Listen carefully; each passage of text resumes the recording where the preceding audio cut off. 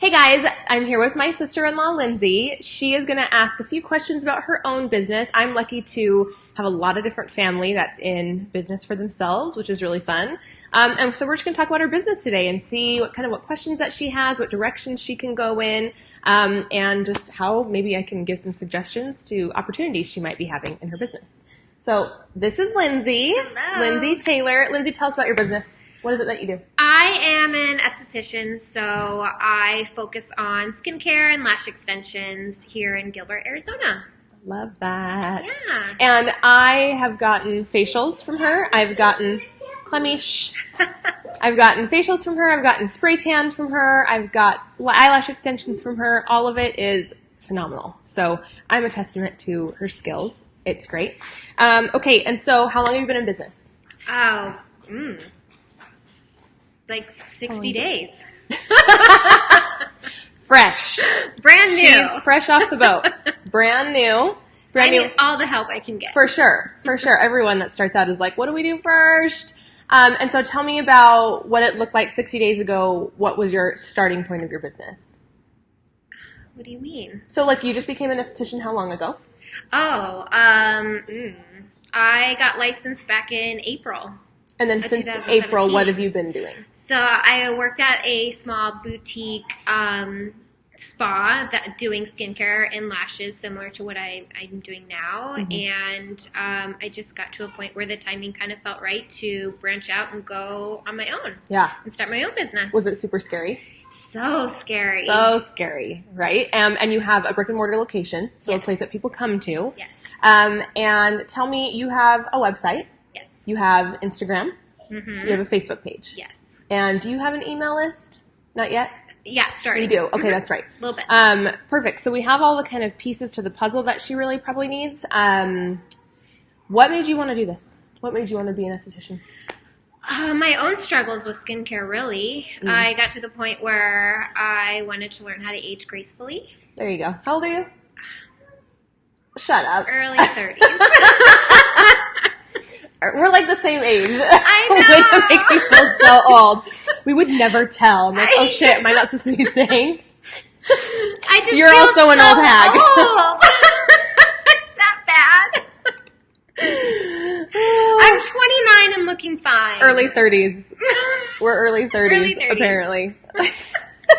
So aging gracefully, for sure. Yeah. Like, you were the same age, but I look 100 times older than her. No, you don't. Yes, I do. Yes, I do. I've got a million kids, so I'm way older. She looks early 20s, but she's early 30s. So it's working. The stuff she's doing is working. We're trying to reverse. There you go. We're going at it. So that was your main focus. And what else kind of sets you apart? You do mostly organic, right? Or more like natural skincare? So I'm really big on natural. And all my enzyme, my masks, my products, they're all natural. They're not chemicals made up in a lab. So, enzymes, which is a really good exfoliation method that's all like, fruit and plant based, which is phenomenal. Perfect. Love that.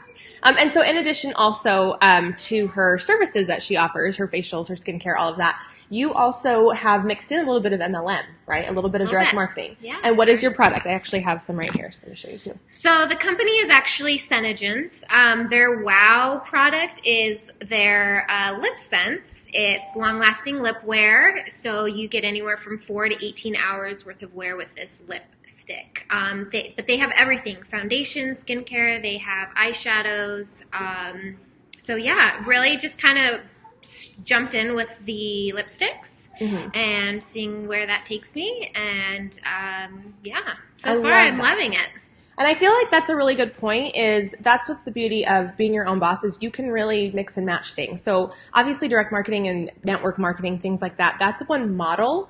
But then she has like a service-based business, which is a whole nother model. And you also sell products, right? You sell skincare products within the lines that you use. So she's mixed retail with MLM, direct marketing, You've also mixed in services, and you even have just branched out to do like traveling services, not just in your brick and mortar, but you'll actually go to people, right, to do spray tans. Mobile tanning. Mobile tanning. There it is. Thank you. I come to you. Yeah. So that's just, I find that so fascinating is there's so many diverse ways for people to make money.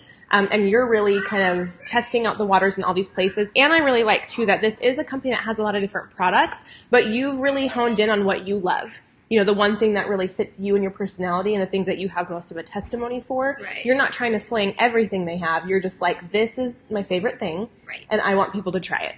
So I love that. And at my last facial, I was with you last week, right? She had her lip scents on a display, and I thought to myself, you know what would be smart? Because you already do before and afters, right? I feel like before and after testimonial marketing is a huge, huge thing in the service industry, and anyone that does beauty. Hello. We're trying to film. Nice Y'all are being haircut. so loud. Hello! So testimony marketing, the before and after, the transformation, I feel like is huge in any beauty industry, in any service industry. Showing people where they start and then where they end, I feel like is huge for someone like you, right? And you've already been doing that, right? You've already been taking before and afters for clients. Yes. And how do you feel like that works? Do you get a lot of engagement on those posts, people talking and asking about that? Yeah, the before and afters definitely, because we live in a world where instant gratification is key. So if you can show within 1 hour, here's where you started, and then an hour later, here's where you ended up, and it's amazing, then people will really resonate with that and can relate to that and say, oh, okay, it really does work. It's not just smoke being blown up my butt. Right. So when I was at my appointment last week and she was we were talking about her business and things like that, and I asked her about lip scents. Now, how do you market this? So do you just have a display? Do you ever talk about it? Do you post on it on social media? What do you do to market your direct sales business? I have it displayed in my room, and I also have a separate Facebook page for it. Okay. And I have a separate Instagram. For the lip scents For the itself. lip scents, Okay. yeah.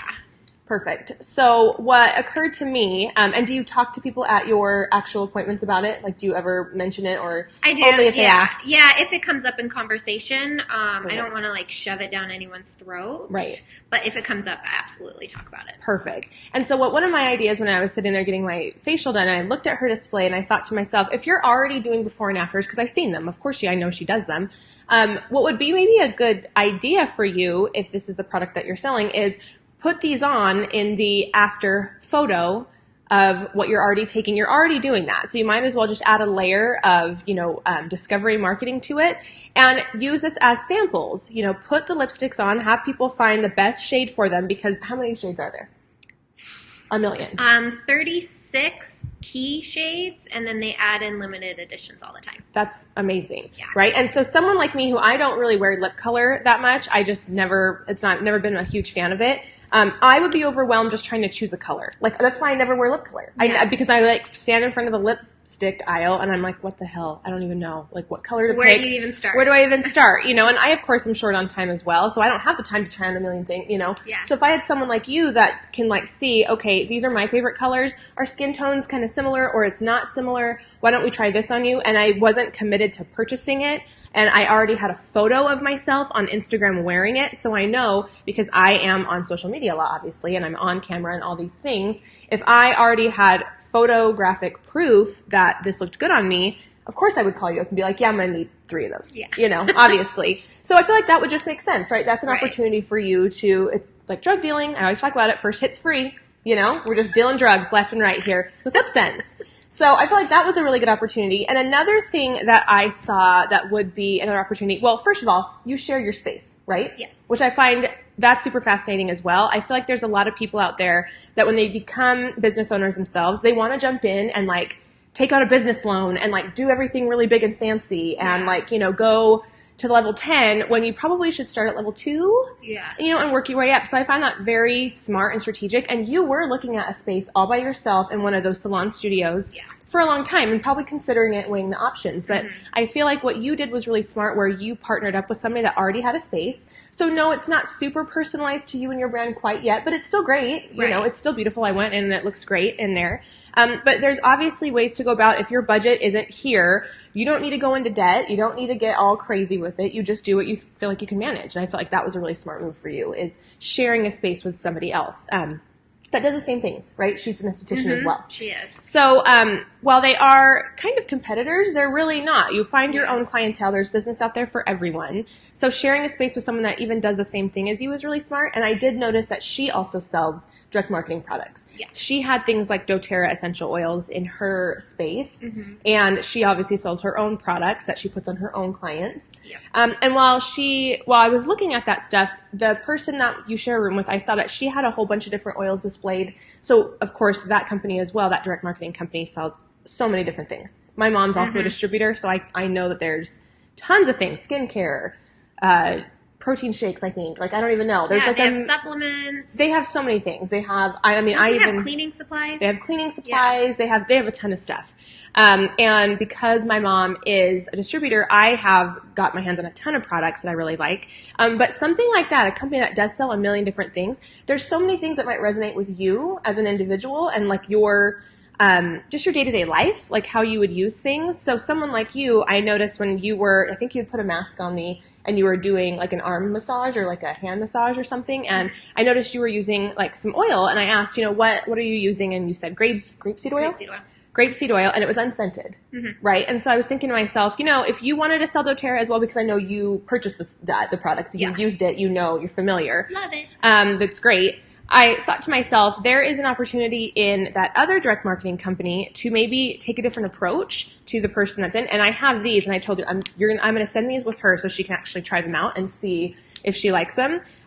There's a collection of emotional oils, is what they're called, with doTERRA. And there's so many different things. There's cheer, there's passion, there's motivate, forgive. Where are we? Peace, and console. So I thought to myself, you could have these lined up whenever you have clients come in, and they can choose the emotion that they want to kind of be feeling that day, whatever felt good to them, or they can smell each one and see what kind of resonates with them the most. And while you're doing that massage that you're already doing anyway, you could add a couple of drops of this to the oil and then see if they love it. And if they do, they'd probably call you to order more. And then you can just get in touch with whoever your upline is, which I think is my mom. Yeah. And then order more of this if people want to order it from you or purchase it from you. Right. So I'm going to actually send you along with these so you can do that.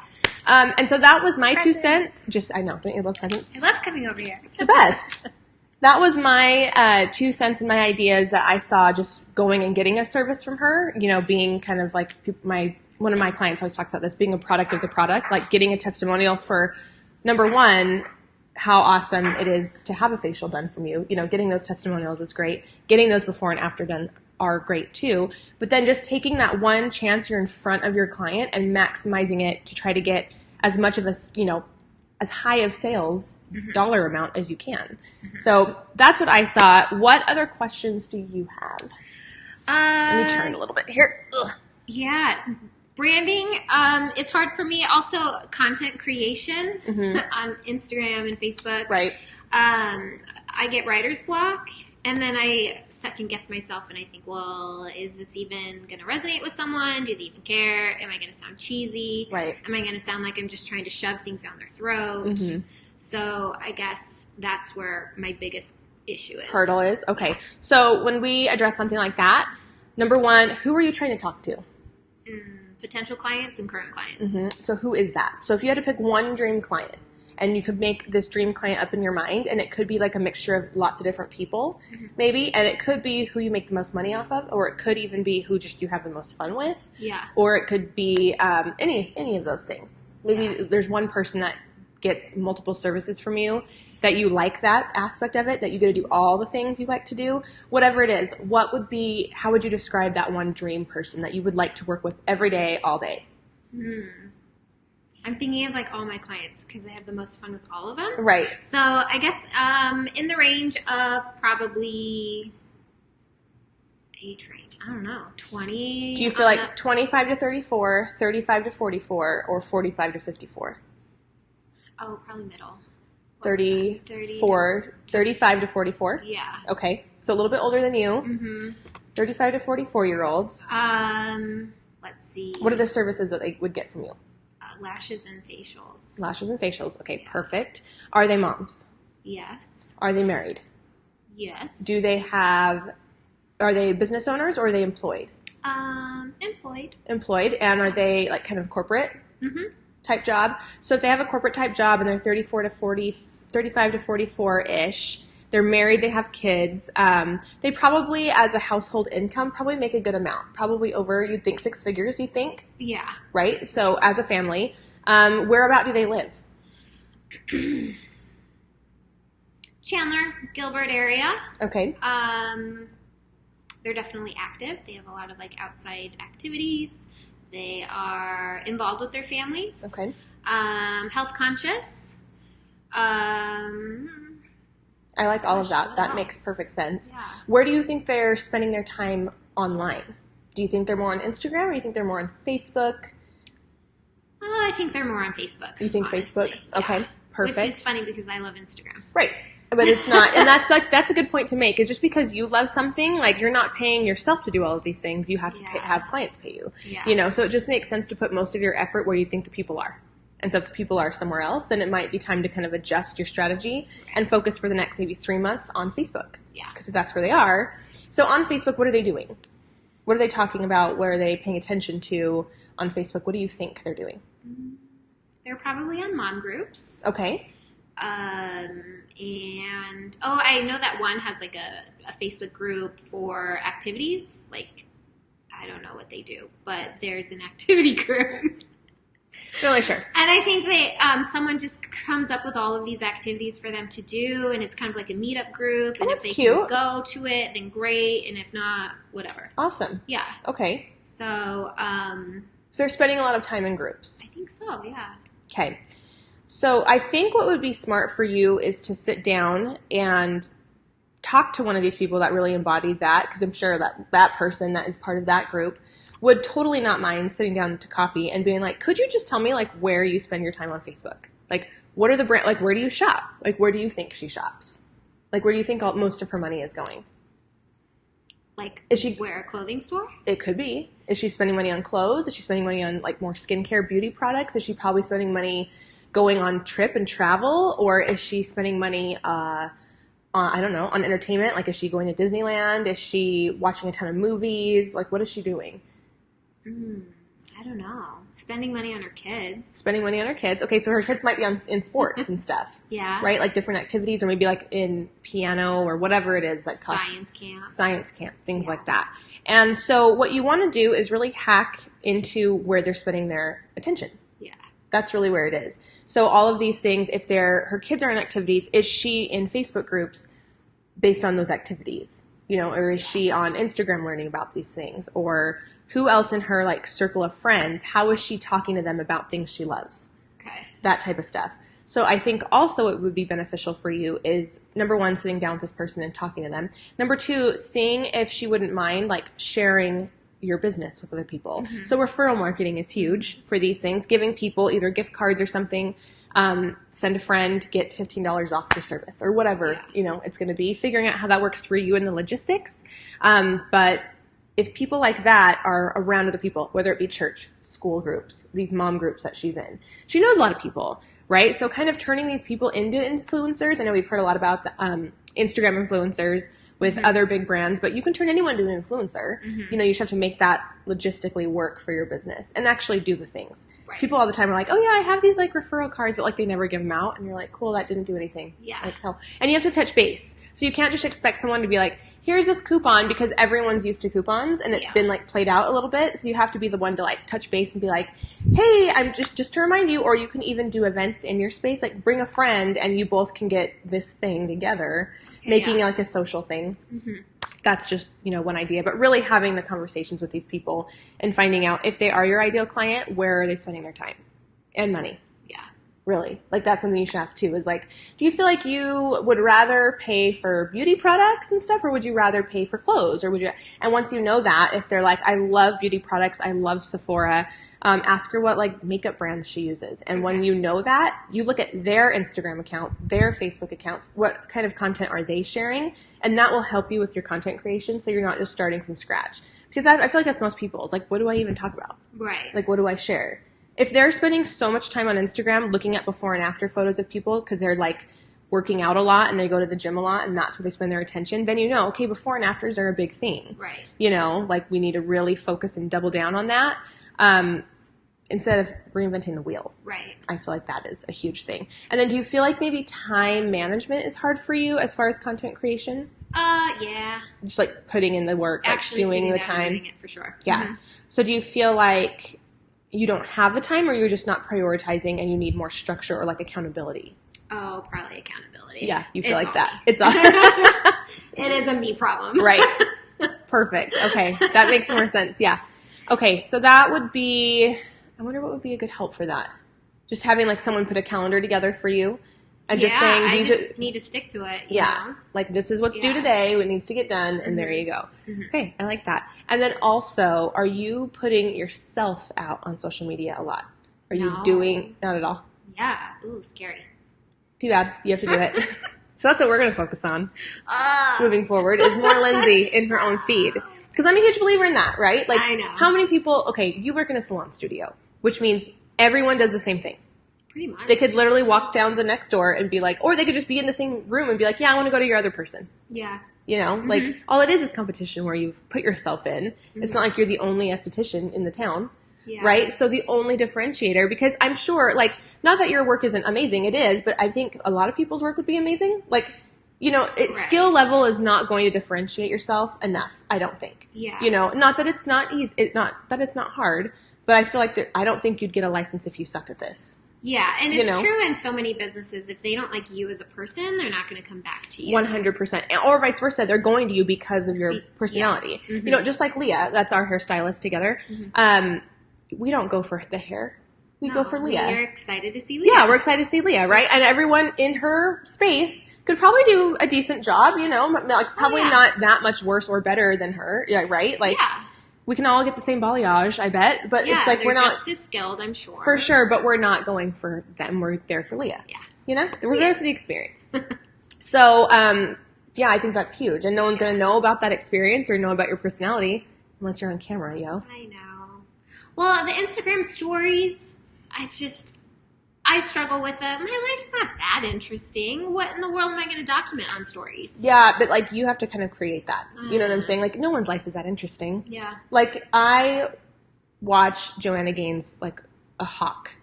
I am on her like white on rice, but her day's pretty similar.